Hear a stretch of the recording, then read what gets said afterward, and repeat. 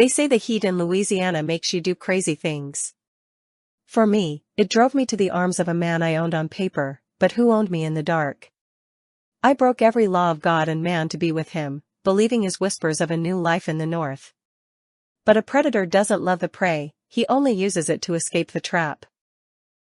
My husband, Richard, sat ensconced in his wicker chair on the sprawling veranda of our mansion, the ice in his glass clinking with a sound that grated against my nerves like a file on iron. He took a long, slurping sip of his tea, wiping a bead of sweat from his upper lip before launching into yet another tirade about the plummeting prices of cotton in the markets of New Orleans. It was the summer of 1855, and the Louisiana heat lay over the plantation like a wet wool blanket, heavy and suffocating, making the air feel thick enough to chew. I sat opposite him, my hand moving the silk fan in a rhythmic, futile motion that did nothing to stir the stagnant air or dry the perspiration trickling down my spine beneath layers of petticoats. I watched the sunlight glint off the beads of sweat collecting on Richard's receding hairline and the flushed, doughy expanse of his cheeks. A dull, dark rage began to bubble within my chest, a poisonous concoction born of terminal boredom and the crushing hopelessness of my existence within this gilded cage.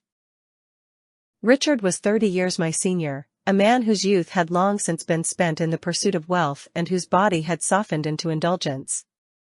Our marriage had been nothing more than a cold transaction between my father and this wealthy stranger, a business deal signed in ink and sealed with my hand in marriage. I was merely an expensive ornament to be displayed at dinners, a broodmare expected to produce heirs, and a silent listener to his endless complaints about the weather and the crops. The monotonous drone of his voice was suddenly shattered by the sharp, rhythmic thud of hooves on the packed earth of the drive and the frenzied barking of the hounds near the kennels. The sudden noise cut through the haze of the afternoon, causing Richard to pause mid-sentence and crane his thick neck toward the oak-lined avenue. Our overseer was riding into the yard, the dust kicking up around his horse's legs, trailing a heavy wooden cart behind him with a figure tethered to the rear axle. Richard's demeanor transformed instantly, the lethargy of the heat vanished, replaced by a spark of greedy vitality as he set his glass down on the table with a sharp thud. He leaned forward, his eyes narrowing as he pointed a sausage-like finger toward the approaching wagon, boasting that he had secured this particular purchase for a record sum of money. He claimed the man was strong as a prize bull, a necessary investment to clear the treacherous swamps that bordered our southern fields. Curiosity, or perhaps simply the desperate need for any distraction, drew me from my chair to the edge of the white railing. I looked down into the yard as the wagon came to a halt, the dust settling slowly around the wheels. The slave, a man the overseer called Isaac, slowly lifted his head. He could not have been more than 25, his youth a stark and painful contrast to the decaying vitality of the man sitting behind me on the porch. His skin glistened with a sheen of sweat and road dust, highlighting the corded muscles that bunched and shifted beneath a rough, torn shirt that barely contained his frame. He stood with a natural grace that the chains could not entirely suppress, wiping his brow with a forearm. But it was not his physical strength that caused the breath to hitch in my throat. It was the moment he turned his face toward the house and found me standing there. By all the unwritten laws of our world, he should have lowered his gaze to the dirt, feigning the submission that kept men like him alive in a place like this. He did not. Instead, he locked eyes with me, his gaze steady and unblinking, looking up at the veranda with a terrifying, silent intensity. There was no fear in those dark eyes, no pleading for mercy, and certainly no respect for the mistress of the house. It was a look of cold, assessing darkness, a void that seemed to strip away my silks and my station, seeing the rot of boredom beneath. A chill that had nothing to do with the weather raced through my veins, causing my heart to skip a beat and hammer against my ribs. In that brief, silent exchange, the suffocating safety of my afternoon was shattered, replaced by a sharp, metallic taste of danger that I had never known I craved. For the next 14 days, my existence narrowed down to the rectangular frame of my bedroom window, a portal through which I lived vicariously, stealing fragments of a life that possessed the one thing mine lacked, vitality. I would stand there for hours, hidden behind the heavy velvet drapes that smelled of dust and old lavender, watching the figure of Isaac as he waged war against the overgrown garden. The glass was a barrier, cool against my forehead, separating the climate-controlled stagnation of my boudoir from the sweltering, insect-ridden reality of the yard, yet I felt as though the heat radiating from his labor was seeping through the pain, warming blood that had grown sluggish and cold. He was assigned to the arduous task of reclaiming the ornamental gardens from the encroachment of the wild, a job that required the brute strength of a draft horse and the patience of a saint. I watched the rhythmic rise and fall of his axe, the way the sunlight caught the sheen of perspiration on his back, turning his dark skin into a landscape of shifting bronze and shadow. Every swing was a testament to a raw, animalistic power that was entirely absent from my world of starched collars, polite conversation, and men whose soft hands had never known the bite of a tool handle. In the evenings, Richard would return from his inspections, smelling of cigar smoke and bay rum, and I would have to endure his droning monologues about the inefficiency of the overseers or the laziness of the hands. I would look at his pale, doughy hands as they dissected a quail at dinner, and a wave of revulsion would rise in my throat, bitter as bile. He was a creature of ink and ledgers, a man who exerted power through signatures and shouting, whereas the man in the garden commanded the earth itself with the sheer force of his physical presence. The contrast was maddening, a splinter in my mind that festered with each passing day of suffocating propriety. The boredom that plagued me was not merely a lack of amusement, it was a physical weight, a leaden blanket that made it difficult to draw breath, crushing the spirit until the mind began to fracture in search of relief. It drove me to a quiet, desperate sort of madness, the kind that whispers dangerous suggestions in the silence of the afternoon nap.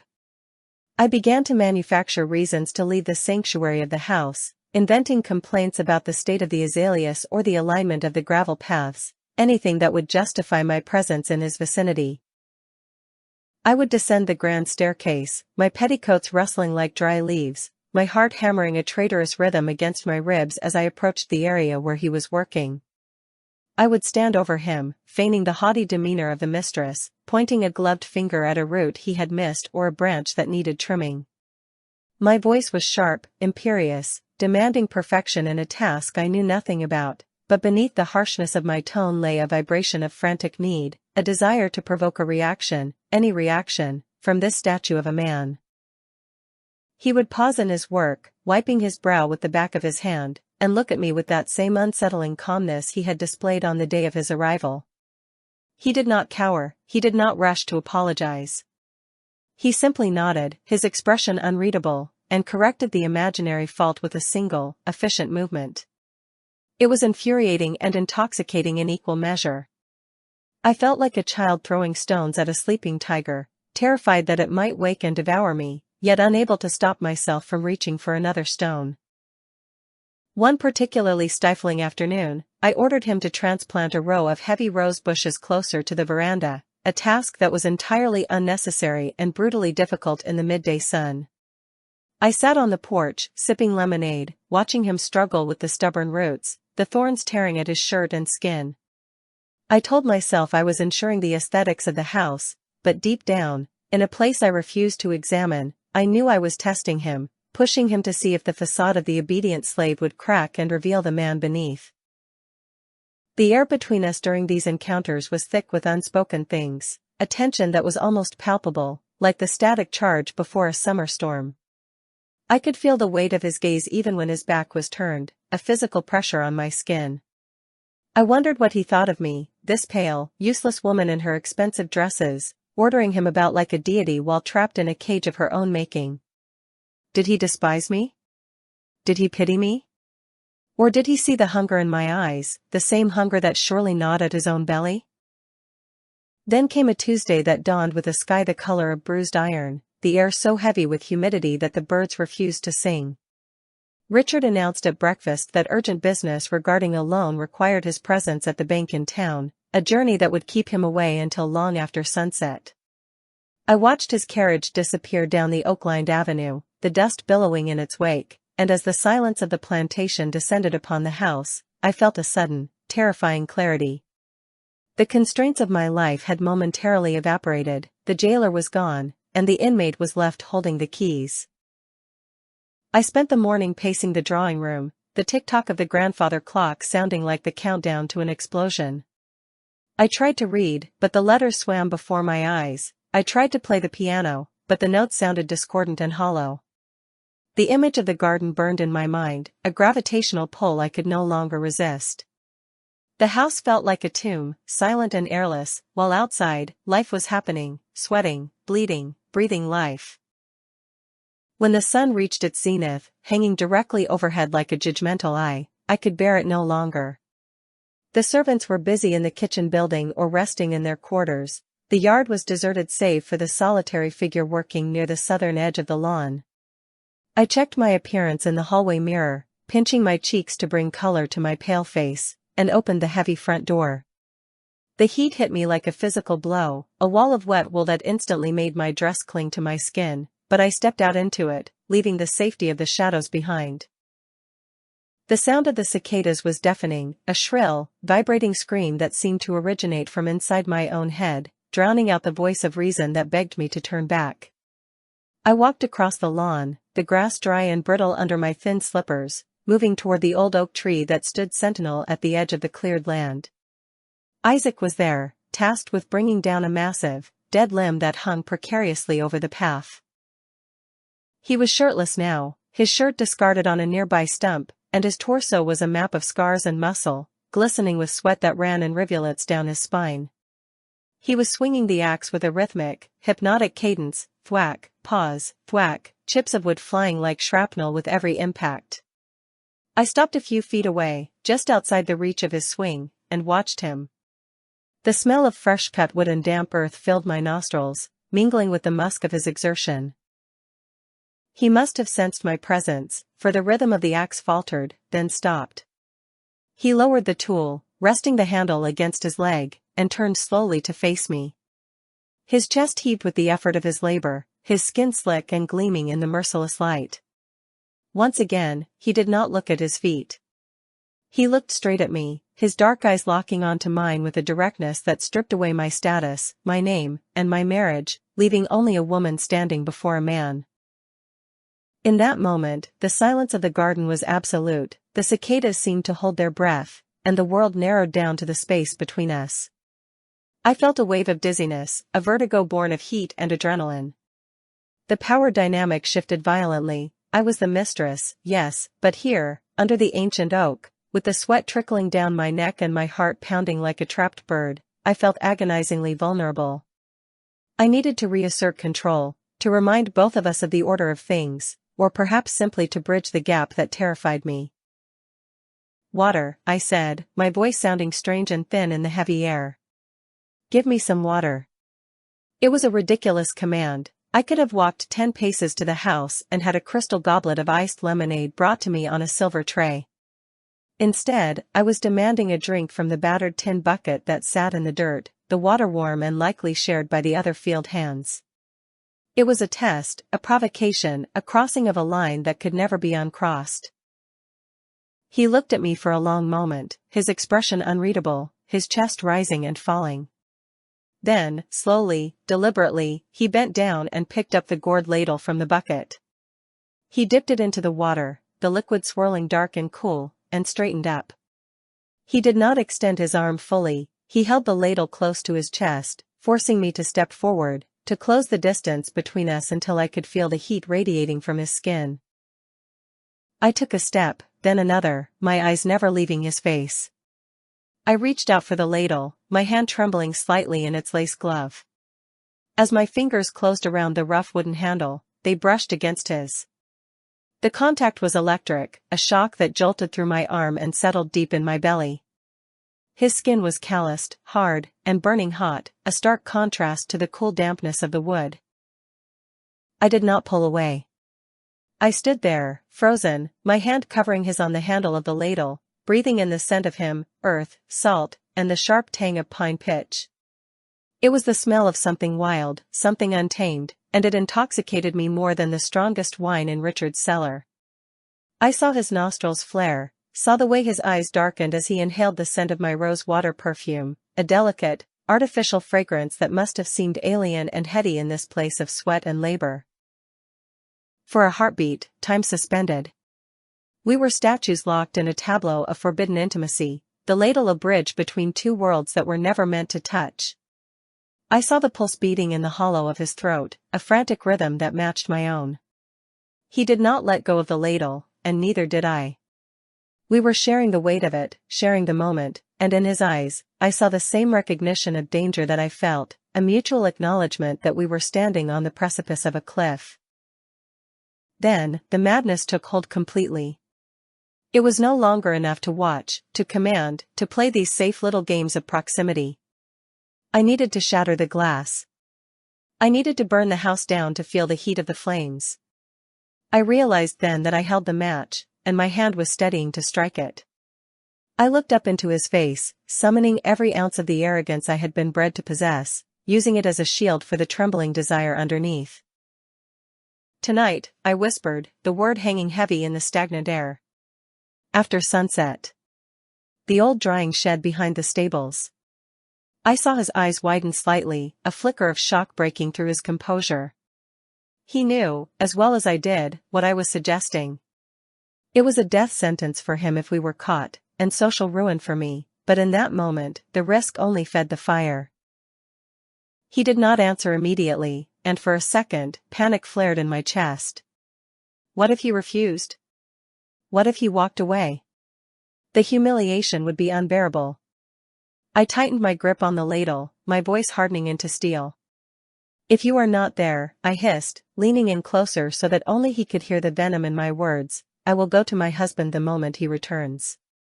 I will tell him that I found you in the house, stealing the silver service from the dining room sideboard."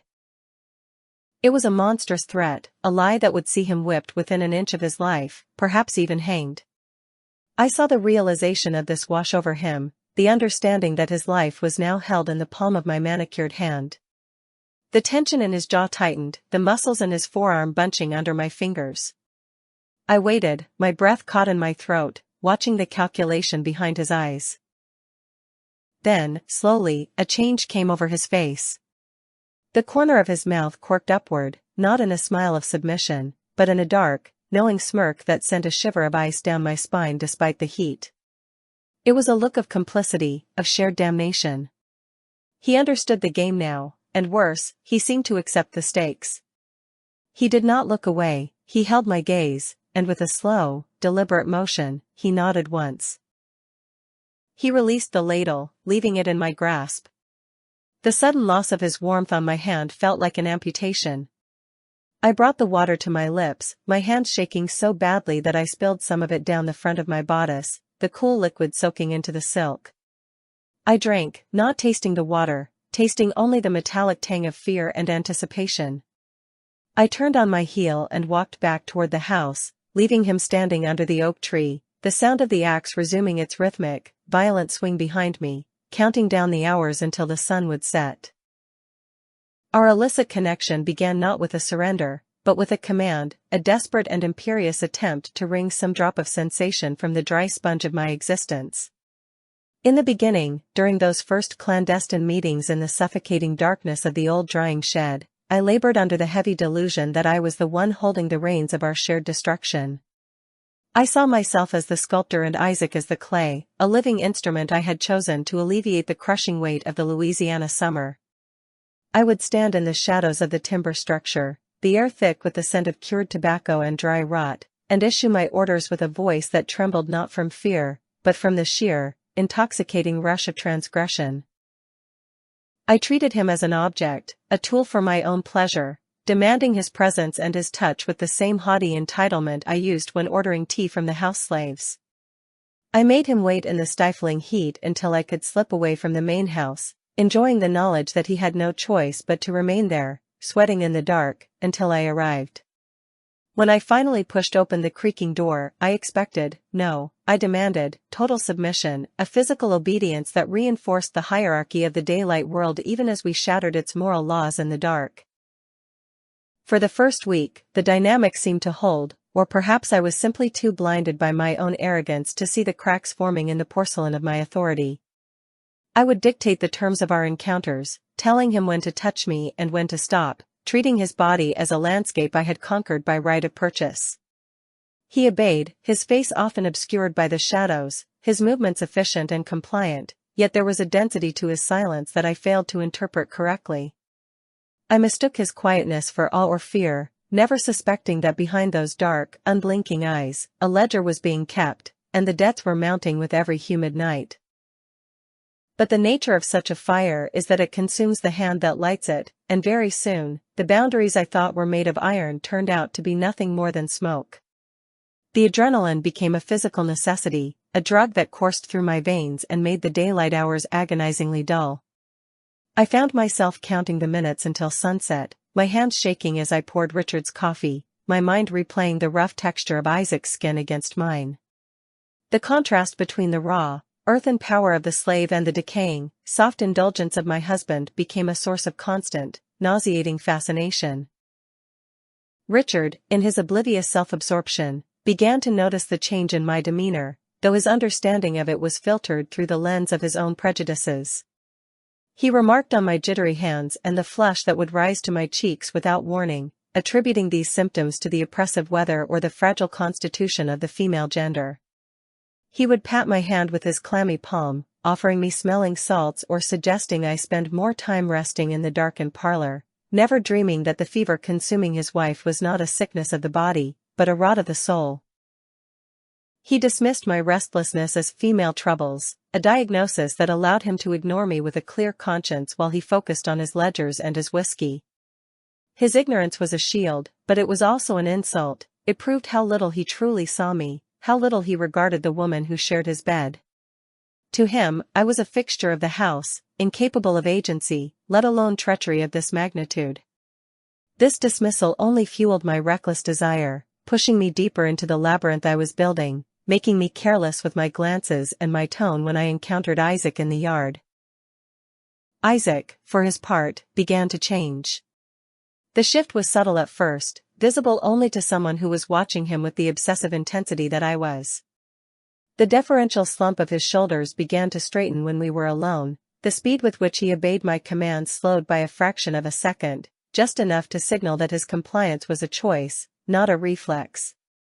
He began to look at me not as a mistress to be feared, but as a woman to be assessed, his gaze lingering on my throat or my waist with a familiarity that stopped my breath. The terrifying truth began to dawn on me. I was no longer the one hunting, I was the one being lured into a trap. The power dynamics of the plantation, so rigid and absolute under the sun, were fluid and treacherous in the dark. I was becoming dependent on him, on the danger he represented, and he knew it. He sensed the shift in the balance of power, smelling my desperation like a predator smells blood on the wind. Yet, I could not stop. The hook was set deep in my jaw, and every pull only drove it deeper. Then came the night that shattered the illusion of my control forever, a night where the heat lay upon the house like a physical weight, pressing the air out of the rooms. Richard had returned from a dinner in town in a foul mood, his temper shortened by the humidity and a disagreement with a neighbor over property lines. He had consumed nearly an entire bottle of bourbon before stumbling to his room, his heavy snores soon reverberating through the wall that separated our sleeping quarters. I lay awake in my own bed, the sheets sticking to my skin, listening to the rhythmic, grating sound of his drunken sleep, feeling a mixture of disgust and profound loneliness. The house was silent, settled into the groaning quiet of the deep night, when the handle of my bedroom door turned.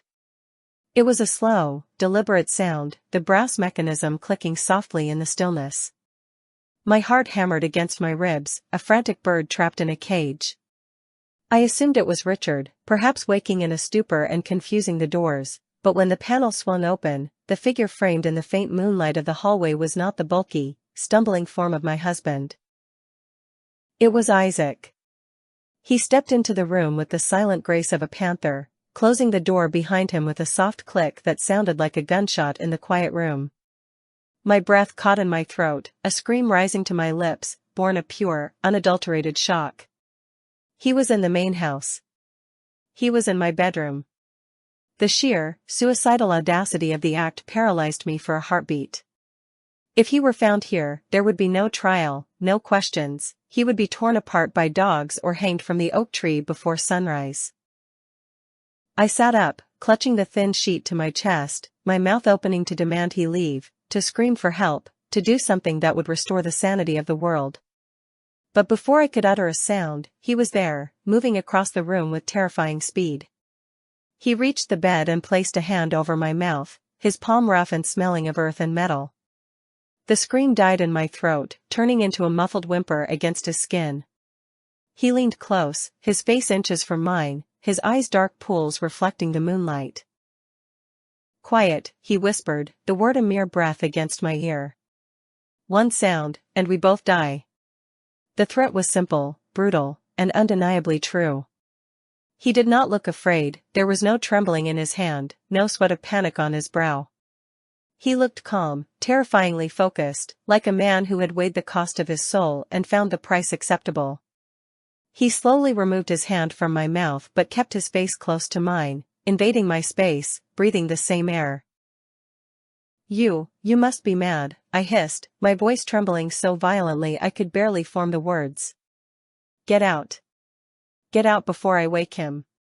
I gestured frantically toward the wall where Richard slept, the sound of his snoring a bizarre counterpoint to the tension in the room. "They will kill you, Isaac. They will kill you slowly." I tried to summon the authority of the mistress, to order him back to the quarters, but my voice lacked the steel it once held, it was thin and brittle, cracking under the weight of his presence.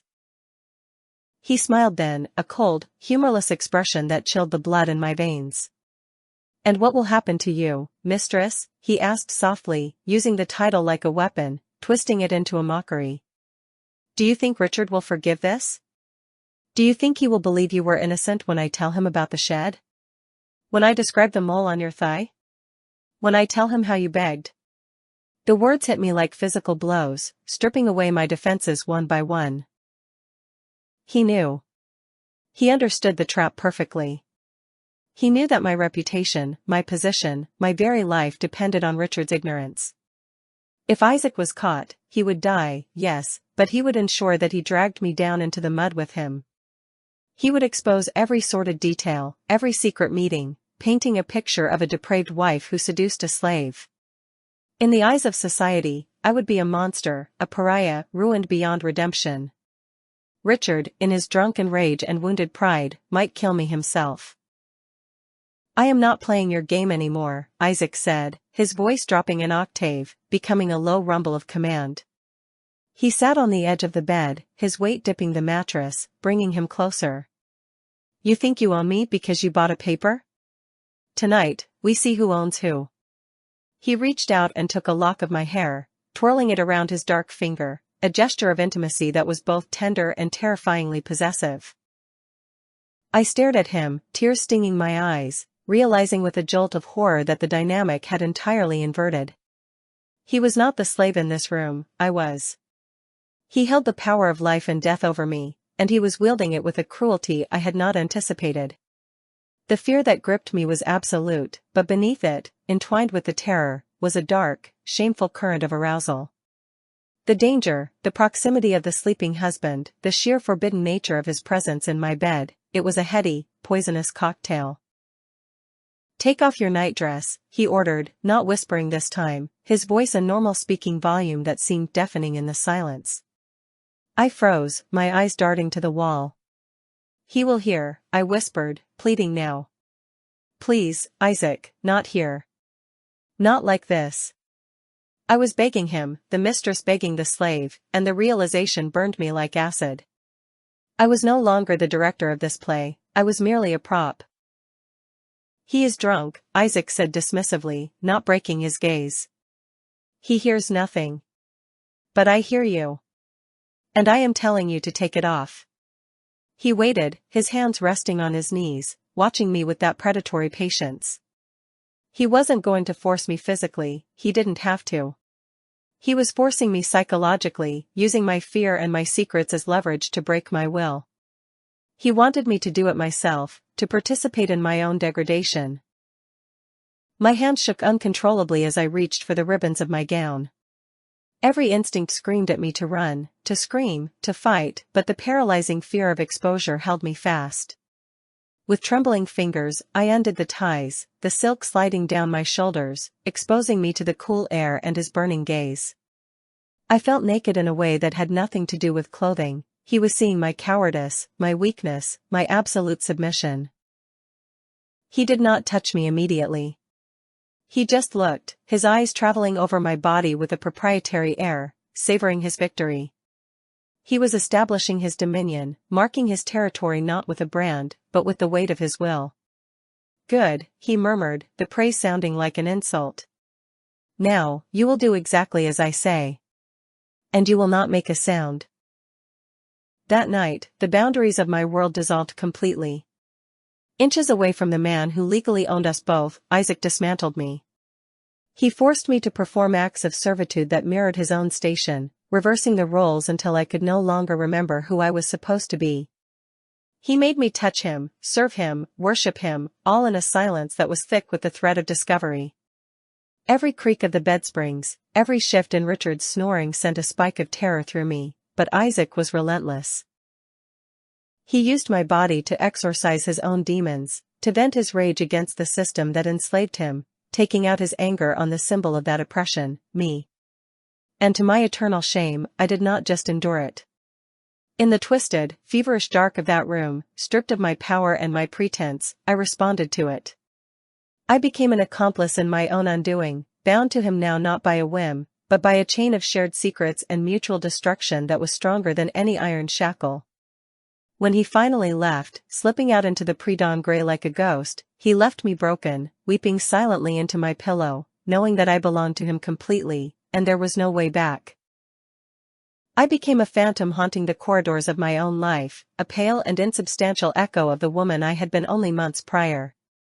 By daylight, I wore the mask of the dutiful plantation mistress, a porcelain doll moving through the stifling heat with practiced grace, overseeing the household accounts and managing the servants with a detached efficiency that fooled everyone, even Richard. I sat at the head of the long mahogany dining table, listening to my husband's endless, droning monologues about the fluctuating price of molasses or the incompetence of the new overseer, nodding at the appropriate intervals while my mind was miles away, lost in the dark, feverish labyrinth of the coming night. My body was present, draped in crinoline and silk, but my spirit was tethered to the shadows, waiting for the sun to bleed out of the sky so that my real life could begin. The exhaustion was constant, a physical weight that settled in the marrow of my bones, painting dark circles of fatigue beneath my eyes that no amount of powder could fully conceal. Richard attributed my waning appetite and gaunt appearance to the brutal Louisiana summer, never suspecting that his wife was being consumed from the inside out by a hunger that food could not satiate. Isaac had become my narcotic, the dark sun around which my fractured universe now revolved. I was addicted to him, to the terrifying cocktail of fear, shame, and ecstasy that he served me in the darkness of the drying shed or the stolen silence of my bedroom. He knew it, too, he sensed the depth of my dependency with the instinct of a predator, and he played upon it with a cruelty that was breathtaking in its sophistication. He manipulated my emotions as if tuning a violin, tightening the strings until I felt I would snap, only to loosen them at the last moment with a touch or a whisper. There were days when he would look through me in the yard as if I were invisible, his eyes cold and hard as flint, denying me even the smallest crumb of acknowledgement. Those days were agony, a slow torture that left me trembling with insecurity, terrified that I had displeased him, that he had grown bored of me, that our dangerous game had reached its abrupt end. I would pace my room, tearing at my handkerchief, analyzing every word I had said, every command I had given, desperate to find the cause of his withdrawal so I could fix it. Then, just as I was on the brink of despair, he would shift again. He would find a moment when no one was looking to brush his hand against mine, or he would leave a small, twisted flower on the windowsill of the shed, a token that sent a surge of relief crashing through me so powerful it nearly brought me to my knees. He conditioned me like an animal, training me to crave his approval, to dread his indifference, dismantling my pride brick by brick until I was nothing more than a vessel for his wants. This psychological breaking was not an end in itself, it was a preparation for the servitude he began to extract from me.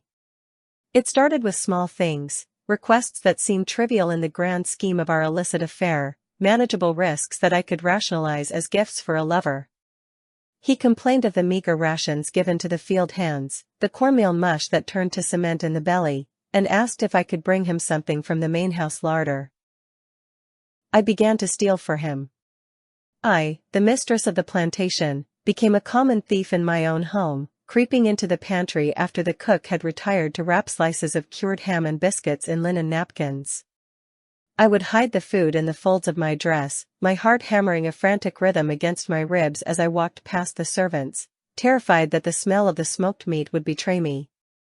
When I presented these offerings to him in the dark, he would eat with a ravenous intensity, offering no thanks, merely accepting my tribute as his due. The requests escalated quickly, probing the boundaries of my compliance. He told me of the gnawing craving for tobacco, a comfort denied to him except on rare holidays. The next day, I waited until Richard was asleep in his armchair on the veranda and slipped into his study. The room smelled of leather and old paper, a masculine sanctuary I had rarely entered without invitation.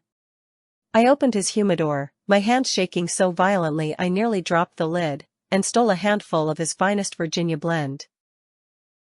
Giving him the tobacco felt different than the food. It was a direct violation of my husband's personal space, a betrayal that felt more intimate and dangerous. When Isaac took the pouch from me, he smiled, that rare, dangerous expression that made my breath catch, and for a moment, the crushing guilt vanished, replaced by the warm glow of his favor. I was buying his affection, paying for his touch with stolen goods, and the transaction felt sordid and thrilling in equal measure. Then came the request that should have been the warning bell I finally heeded. He asked for the keys to the armory. He claimed there was a rat infestation in the drying shed that kept him awake, that he needed to borrow a pistol to clear them out so he could rest before his labor. It was a lie, transparent and thin as gauze. Slaves were forbidden to touch firearms under penalty of death. Giving him a weapon was not just theft, it was treason against the very laws that held our society together. I hesitated then, standing in the moonlit shed, the cold metal of the keys heavy in my pocket. I looked into his eyes, searching for the truth, but saw only that endless, absorbing darkness. He stepped closer, pressing his body against mine, his hand moving to my throat, his thumb tracing the pulse that fluttered there.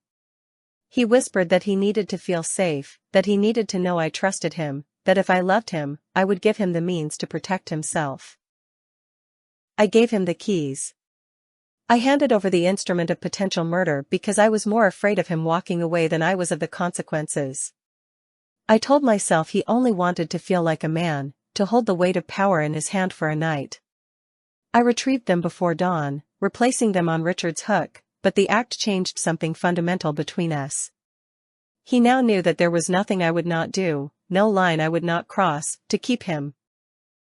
The climax of this escalation arrived on a night in late August, when the humidity was a physical presence, pressing against the walls of the shed like a living thing. We lay together on the rough blankets he had scavenged, the air thick with the scent of our exertion and the sweet, cloying smell of the curing tobacco leaves hanging above us. Isaac was tracing patterns on my bare stomach with his rough fingertips, a gesture that felt deceptively tender, a lullaby before the knife. He began to speak, his voice a low rumble in the darkness, not about the plantation or the work, but about a place I had only seen on maps. He spoke of the North. He described Ohio and Canada as if they were the promised land, mythical kingdoms where the snow cleansed the sins of the earth and men were judged by their character rather than the color of their skin. He painted a picture of a life we could have there, a small cabin in the woods, a garden we would tend together, a child born free. I cannot live like this anymore, Elizabeth, he whispered, using my Christian name, a liberty he took only in moments of calculated vulnerability. I cannot be a man here. I cannot be your man here. He rolled onto his side, propping himself up on an elbow to look down at me. Every day I work these fields, I die a little more. And every night I leave you, I wonder if it is the last time before they sell me or kill me. I want to be with you properly. In the light. His words spun a web of fantasy that ensnared my romantic heart. I listened to his sweet lies and drank them down like wine, desperate to believe that this sordid affair could be transmuted into something noble, something pure.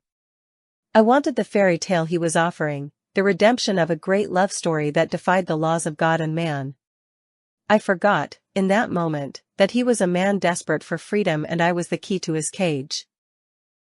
We can go, he said, his voice urgent now, pressing the advantage. But we cannot just run. The patrollers are everywhere. The dogs would catch us before we reached the parish line. He paused, letting the fear of capture settle over me, letting me visualize the horror of being dragged back in chains. We need to be smart. We need to travel like ghosts, invisible to them. He laid out his plan, a scheme so audacious it made my blood run cold. He needed freedom papers. Not just any papers, but a deed of manumission, legally drawn up and signed, granting him his liberty. And he needed a travel pass, a document authorizing a freed man to travel north by riverboat and train without harassment. He explained the logistics with a terrifying clarity, proving he had thought about this for months, long before he had whispered words of love to me. I need you to write them, he said softly. You know Richard's hand. You handle his correspondence. You can copy his signature. I pulled back from him, sitting up in the straw, clutching the blanket to my chest. Forgery? I whispered, the word tasting like ash. Isaac, you are asking me to commit a crime. If we are caught with false papers, it is not just a whipping. It is prison. For me. He sat up as well, the tenderness vanishing from his face, replaced by a look of intense, desperate gravity. And what is this? He gestured to the space between us. Is this not a crime? We are already criminals, Elizabeth. We are already damned. The only difference is that here, we are waiting for the axe to fall. There, we could be free. He reached out and took my hands, his grip crushing. Do you want to stay here? With him? Do you want to grow old watching me from a window until I die in the fields? The question cut through my defenses. The thought of remaining in that house, of aging into a bitter, hollow shell alongside Richard, was a fate worse than death.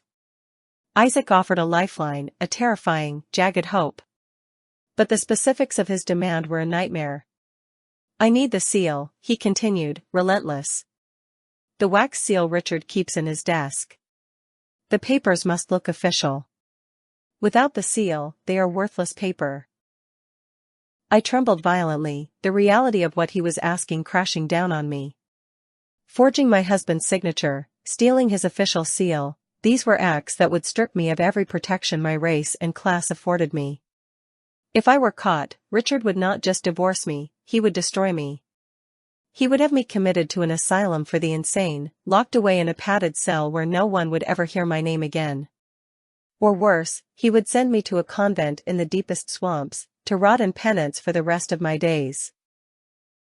I don't know if I can, I stammered, tears spilling down my cheeks. I am afraid, Isaac. I am so afraid. I looked at him, pleading for him to understand, to find another way, to tell me we didn't need to take this risk. But there was no mercy in his face, only the hard, cold calculation of survival. He pulled me into his arms, holding me tight, his chin resting on the top of my head. You can, he murmured into my hair, his voice vibrating in his chest. You are strong. You are the mistress of this house. You can do anything. He began to stroke my back, a soothing, hypnotic rhythm that was meant to calm my panic. Do this for us. Do this for our child. I froze against him. I had not told him. I had barely admitted it to myself, the sickness in the mornings, the cessation of my monthly courses. How? I started, pulling back to look at him. He smiled, a gentle, knowing smile that broke my heart. I know your body better than you do, he said softly. I know. The revelation shattered the last of my resistance. A child. A child born into this mess, a child that Richard would eventually realize was not his. The clock was ticking not just on our affair, but on my very life. If I stayed, the pregnancy would expose me. I would be ruined, cast out, perhaps even killed by a husband whose pride could not withstand such a blow. Okay, I whispered, the word barely audible. Okay. I will do it. The decision felt like stepping off a cliff into the dark. I was committing myself to a path of no return, burning the bridge back to my former life. Isaac kissed me then, a fierce, claiming kiss that tasted of victory. He did not know, or perhaps he did not care, that he was asking me to sign my own death warrant if we failed. He gave me the details then, whispering instructions on how to phrase the legal language, names of contacts in New Orleans, the specific dates to use. He had planned it all. I was merely the scribe, the instrument of his liberation. I listened, memorizing the lies I would have to write in my husband's name, feeling the weight of the heavy gold ring on my finger, a shackle I was about to break. When I left the shed that night, the moon was hidden behind a veil of clouds, leaving the world in absolute darkness. I crept back to the main house, my legs weak, my mind racing with the logistics of the crime I was about to commit. I passed Richard's study door and paused, staring at the heavy oak paneling. Behind it lay the seal, the ink, the paper. Behind it lay my ruin or my salvation. I touched the wood, my fingers leaving a damp print on the varnish, and knew that the woman who had walked out into the garden weeks ago was dead. In her place stood a criminal, a conspirator, a woman pregnant with a slave's child, ready to burn her world to ash for a promise of snow. The ultimatum was not delivered with a shout or a raised fist, but with a silence so profound it felt like the air had been sucked out of the room, leaving a vacuum that crushed the lungs. We were standing in the drying shed, the air thick with the sweet, cloying scent of decaying tobacco and the musk of our own sweat, and Isaac stood with his back to me, staring at the rough-hewn planks of the wall. He refused to look at me, refused to touch me, his body a fortress of rigid muscle and cold resolve that I could not breach, no matter how I pleaded or wept. He spoke softly, his voice a low rumble that vibrated in the stagnant air, telling me that he could no longer endure the half-life of a shadow, skulking in the dark for scraps of affection. He said that waiting was a poison, that hoping without action was a slow death. He was no longer willing to die, and that the time for games and half-measures had passed. He turned then, his eyes hard and flat, void of the heat that usually lived there, and delivered the words that stopped my heart cold in my chest: either I procured the documents that night, or he would never come to the shed again. It was a surgical strike, aimed precisely at the center of my dependency, a threat that terrified me more than the prospect of hellfire or social ruin. The mere thought of the nights stretching out before me without him, of returning to the empty, echoing silence of my life with Richard, was a physical pain that doubled me over, leaving me gasping. I had lost my will, my reason, my very self to this fever. I was a hollow reed that would snap without his wind to bend me, and he knew it with the certainty of a master strategist.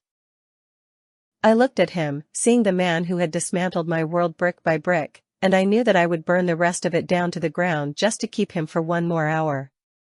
I nodded, a jerky, marionette motion of surrender, and told him that tonight was the night, the only opportunity we would have for weeks. Richard was attending a grand reception at the governor's mansion in Baton Rouge and would return late, steeped in brandy and self-importance, likely too inebriated to notice if the house itself was missing. The hours of waiting were an agony of nerves, a slow torture where every tick of the grandfather clock in the hall sounded like the drop of a guillotine blade.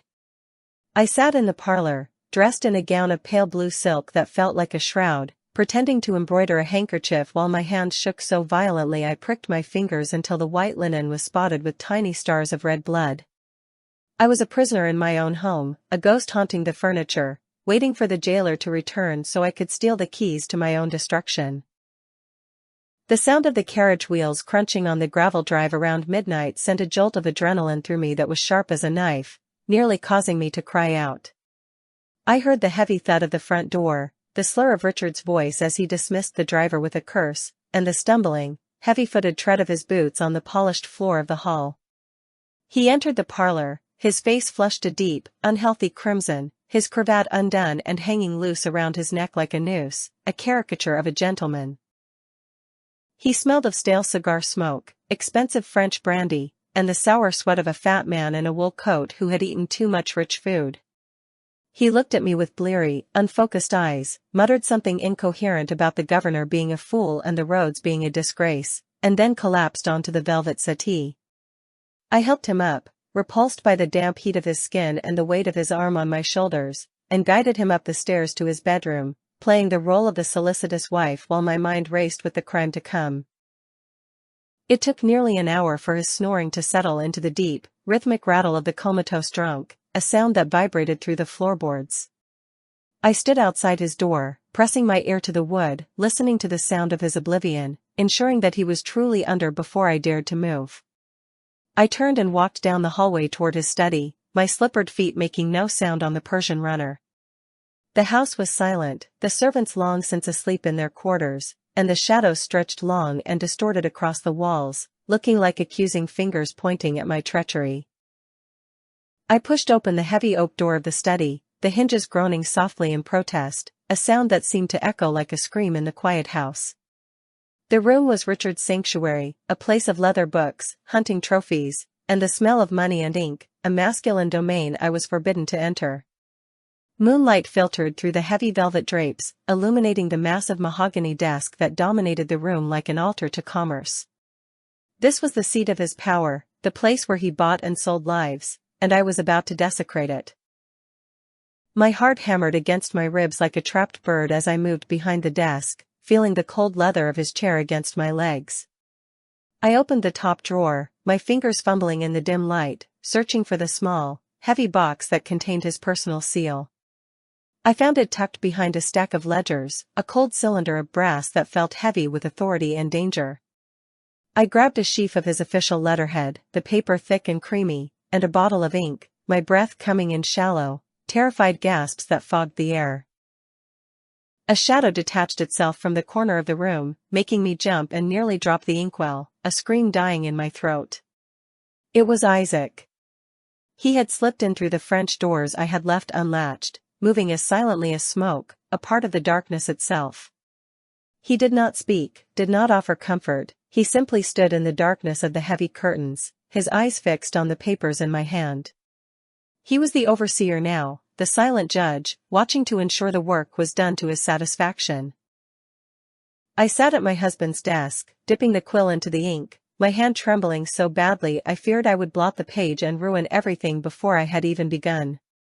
I forced myself to breathe, to steady my nerves, summoning the memory of the hundreds of checks and letters I had seen Richard sign over the years. I began to write, the scratch of the nib on the paper sounding deafening in the quiet room, each letter a betrayal, each word a step away from the life I had known. Isaac had coached me on the language, the specific legal phrases required to make a deed of manumission valid in the eyes of the law. I, Richard P. Halloway, being of sound mind and body. The lies flowed from the pen, creating a fiction of benevolence that would set a man free. I wrote the travel pass next, granting the bearer right of passage to the northern states, guaranteeing his status as a free man of color, shielding him from the slate patrols and the bounty hunters. Then came the signature, the moment of truth that would determine our fate. I closed my eyes for a moment, visualizing the sweeping, arrogant loops of Richard's handwriting, the way he crossed his T's with a violent slash. I put the pen to the paper and executed the forgery with a fluidity that shocked me. It was perfect. The heavy downstroke of the R, the flourish at the end of the name, it was indistinguishable from the hand of the man snoring upstairs. I had stolen his name as surely as I had stolen his wife. I lit the candle on the desk, the flame dancing in the draught from the window, and held the stick of red wax over the paper. The wax melted, dripping onto the document like drops of fresh blood, sealing the lie in crimson.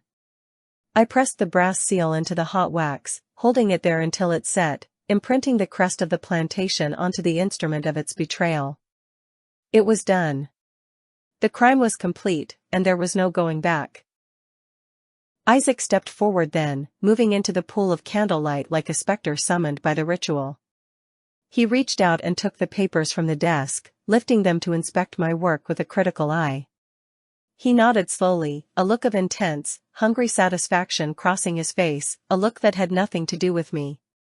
He carefully folded the documents and placed them inside his shirt, next to his skin, treating them with a reverence he had never shown my body.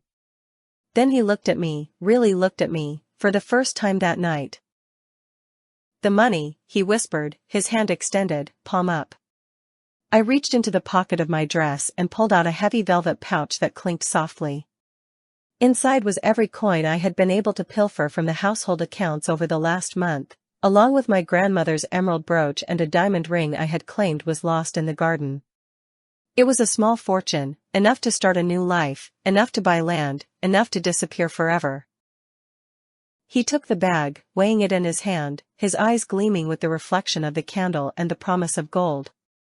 Then he leaned down and kissed me. It was a soft, tender kiss, gentle in a way he had never been before, devoid of the violence and hunger that usually marked our passion. My heart soared, mistaking the gesture for love, for gratitude, for a promise of our future together.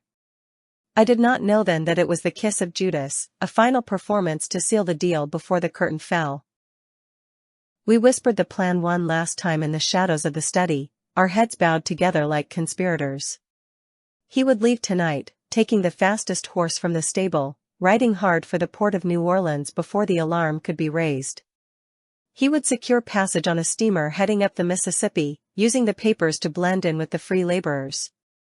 I was to wait 1 week, to allay suspicion, then feign an illness that required a convalescence at the mineral springs in Arkansas.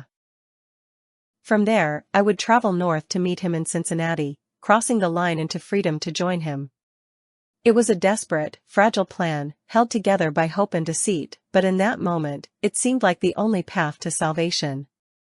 I clung to him, burying my face in his chest, smelling the scent of rain and freedom on his skin, believing with every fiber of my being that we were partners in this great escape, that we were defying the world together. We returned to the drying shed for the last time, unable to risk staying in the house a moment longer with the documents in his possession. The intimacy that followed was desperate and consuming, a frantic collision of bodies in the dark on the straw floor. I poured everything I had into it, every ounce of love and fear and hope, trying to brand myself onto his soul so he would never forget me, trying to anchor him to me with the weight of my desire.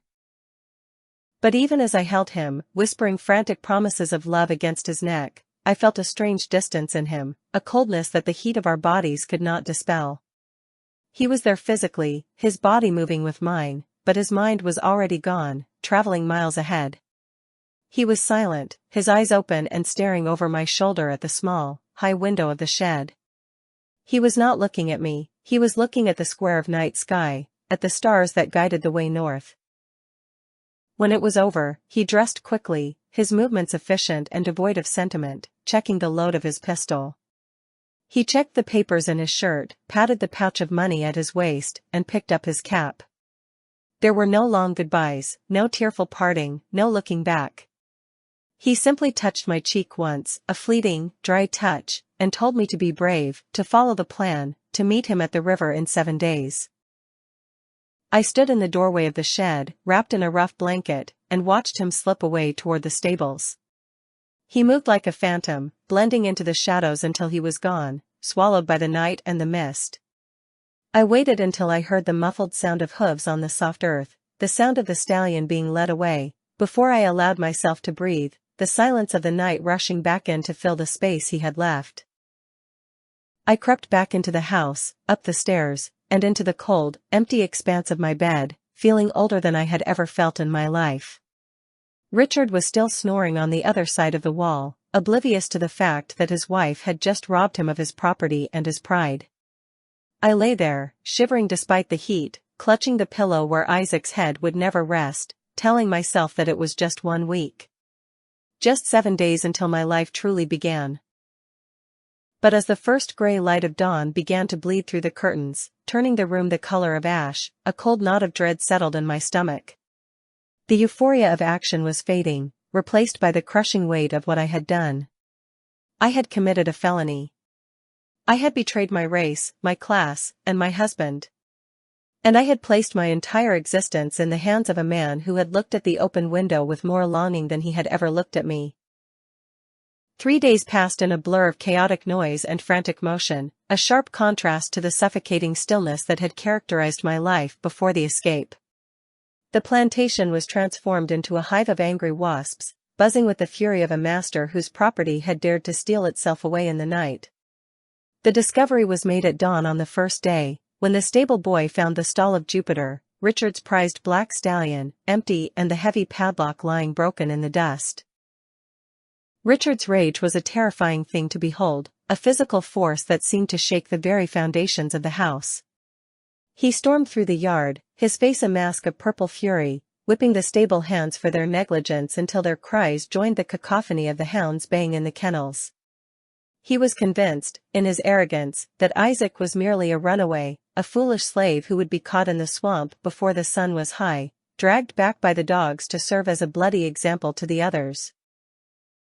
I played my part in this grim theater with a skill that surprised me, wearing a mask of shocked concern that hid the frantic pounding of my heart. I stood on the veranda, clutching my shawl, listening to Richard issue orders to the overseers and the slate patrollers who had gathered like vultures scenting carrion.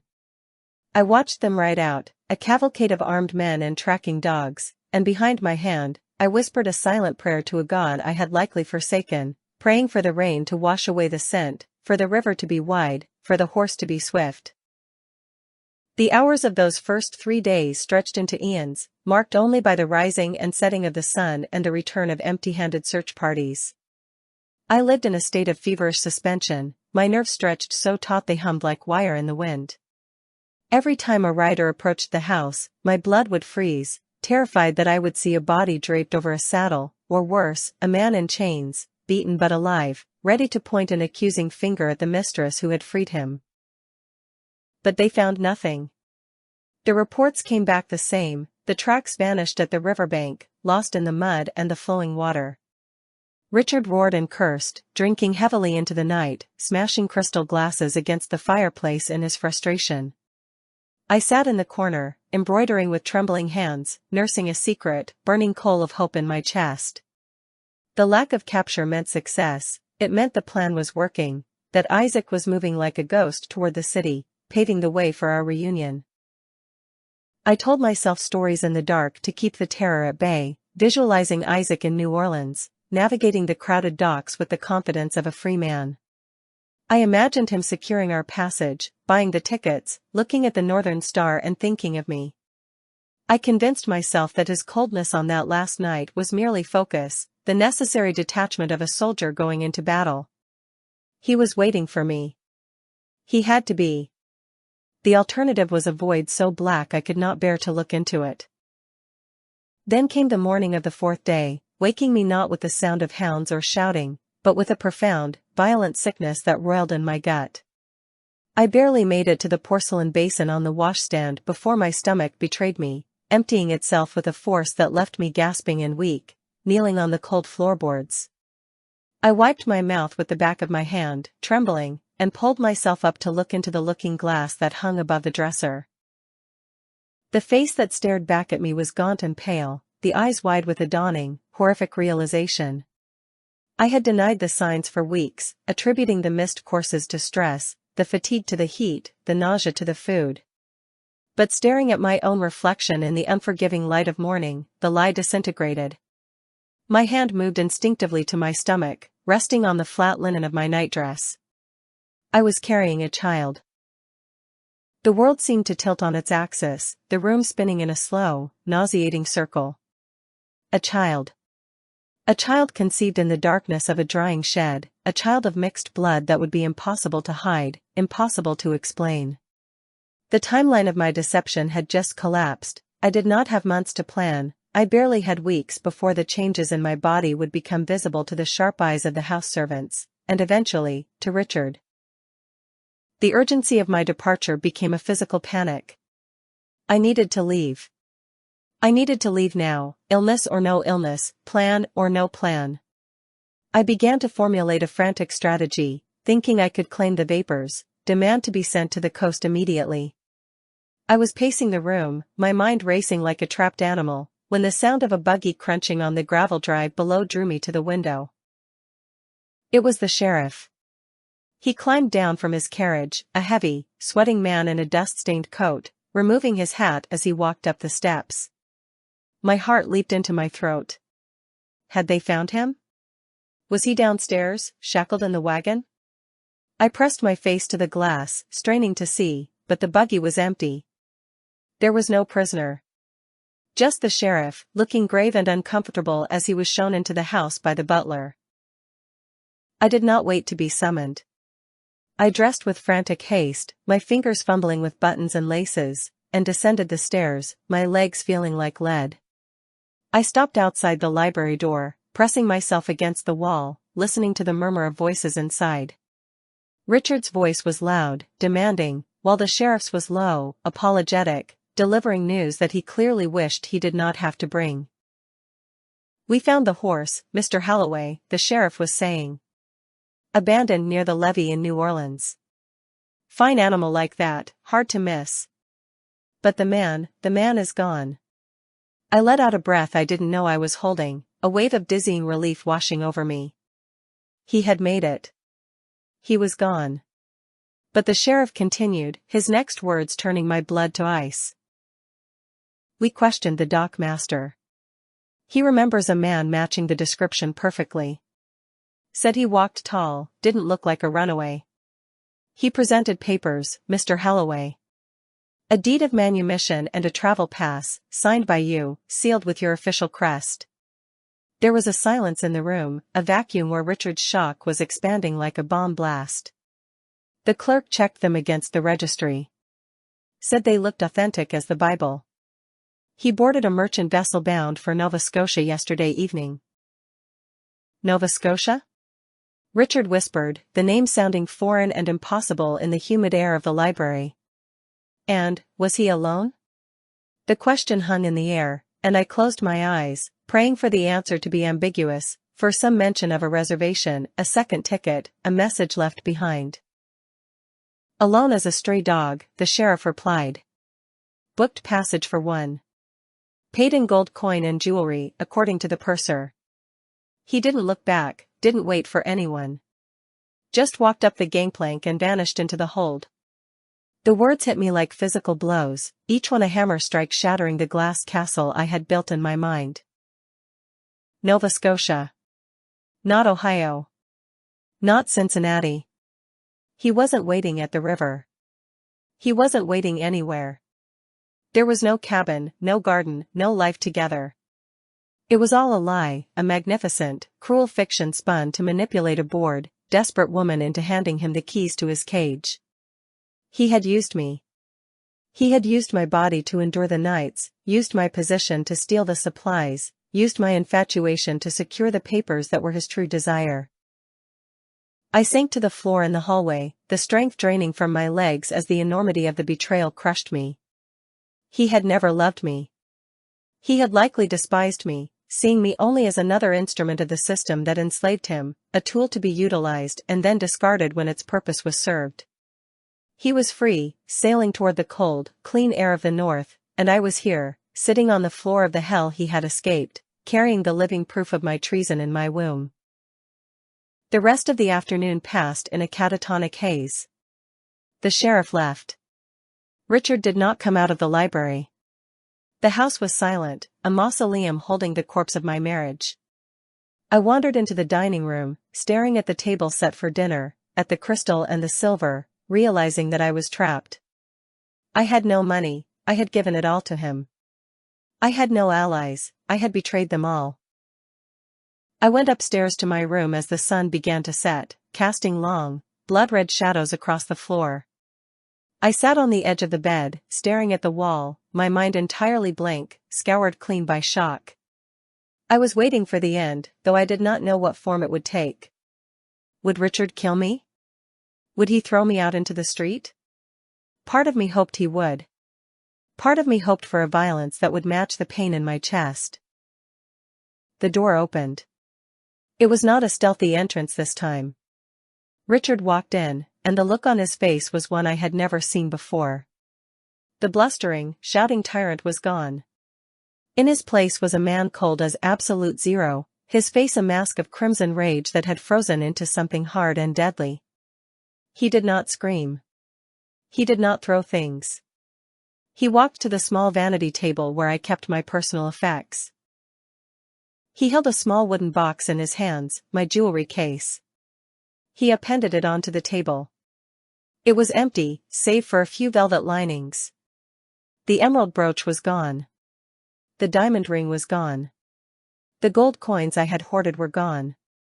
He looked at the empty box, then he looked at me, And I saw the tumblers of his mind clicking into place, connecting the dots between the forged papers, the missing slave, and the missing fortune. He didn't steal them, did he? Richard said, his voice terrifyingly quiet. A slave stealing from the safe, he would have taken everything. But he only took your things. And he had my seal. He had my signature. He walked toward me, stopping a few feet away, his breathing heavy and ragged. You gave them to him. You freed him. You paid for his passage with my money. I could not deny it. I did not have the energy to lie anymore. I looked up at him, my eyes dry, and nodded. Yes, I whispered. I did. I waited for the blow. I waited for his hands to close around my throat. But he did not strike me. He stared at my stomach, his eyes narrowing, putting the final piece of the puzzle together. The sickness. The pallor. The madness of the last few months. And you carry his bastard, he stated, not a question, but a verdict. You let that animal into my bed, into your body, and you gave him my name to sign. The shame of it, the sheer magnitude of the insult to his pride, seemed to choke him. He turned away, walking to the window, looking out at the darkening plantation, at the land he owned, at the people he owned. You think I will cast you out, he said, his back to me. You think I will send you to a convent, or an asylum, where you can hide your shame in prayer or madness? Where you can be a martyr for a tragic love? He turned back, his silhouette framed by the dying light. No. That is too easy. That is freedom. He walked back to the bed, leaning down until his face was inches from mine, the smell of stale brandy and hate rolling off him in waves. You will stay here, he hissed. You will stay in this house. You will carry that child to term. You will scream in labor in this bed, and you will bring that abomination into the world. And when it is born, he continued, his voice dropping to a whisper that was more terrifying than any scream, we will not hide it. We will keep it. We will raise it here, in the quarters, as a slave. And every day, for the rest of your life, you will look out that window and see your child working in my fields. You will see his face in the dirt. You will watch him bleed under the whip. I stared at him, horror paralyzing my lungs. It was a punishment beyond imagination, a cruelty that only a master of human flesh could devise. No, I gasped. Richard, please. Kill me. Just kill me. Death is a mercy, he spat, straightening up and adjusting his cuffs with a grotesque mockery of dignity. And you deserve none. We will wash this shame in blood, eventually. But first, you will suffer. You wanted to play the whore for a slave? Then you will live with the consequences of that trade.